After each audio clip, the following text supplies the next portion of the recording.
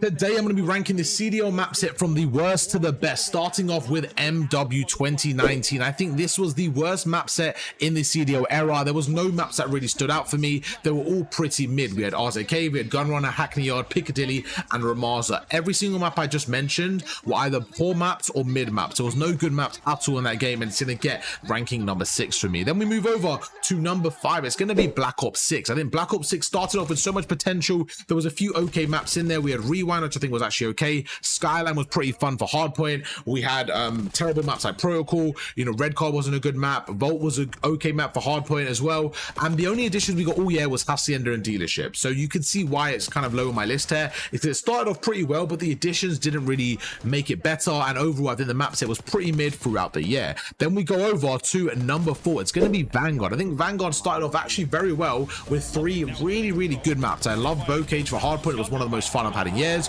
I think Berlin was a really solid map for all game modes, and I think Tuscan was actually a very solid map as well. The problem is we only had those 3 maps throughout the year. That literally there was no good maps besides that. The other maps were Castle for S&D at the start was okay, pretty mid. Demiansk was pretty mid as well. Desert Siege was pretty terrible, and Gavutu was one of the worst maps. So we had no extra maps throughout the year. So we had basically 3 good maps and the rest were terrible, and that's just not enough to have a solid map set, and that's why it gets number 4 in my list. Then we go over to Modern Warfare 3 in at number 3. I think Modern Warfare 3 started off with a couple of nostalgic maps, you know, with the whole Modern Warfare 2 map set, and I actually liked it. I liked High Rise, it was really fun. I liked Karachi, Terminal, I personally liked, even though I know people didn't like it, but for me a lot of nostalgia was going through, and I really liked those maps. And Skid Row as well, I liked Skid Row Hardpoint. It wasn't amazing, they were okay maps there, but where I think they really kind of did themselves proud was adding in Rio, Vista, and Six Star. They were basically S-tier maps, 3 of them added in throughout the year as well, so it kept the game fresh, and we had 3 amazing maps. So at the end of the year, the maps look pretty decent,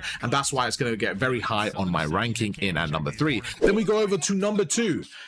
The game itself wasn't great, but the maps were so good. We had some of the best original maps we've had in years. We had Fortress, it's Modern Warfare 2 by the way. We had Fortress, really fun map for hardpoint. We had Hotel, one of the best maps in recent years. We had Embassy, Mikado, really good maps. And then you had El Asilo, which was okay. You had Hydroelectric, which was okay, and Expo, which was okay. But overall, the map set was very solid. The game was a bit flat, but the map set I cannot fault. I thought the map set was actually very good. Then we go over to number 1. I think number 1 and number 2 were probably very similar for me. Modern Warfare 2 was number 2, but number 1 I gave to Cold War. I think Cold War had some good maps as well. Checkmate, Garrison, Moscow, they had some good maps, but I think they did a really good job bringing in some old classics as well. We had Raid Back, Express Back, Apocalypse was the new map as well, Standoff. So I think they did a good job overall with the map set, and out of the CDL era, I think it was going to be the best one. That's my list. Let me know what you guys think, and I'll catch you guys for another video tomorrow.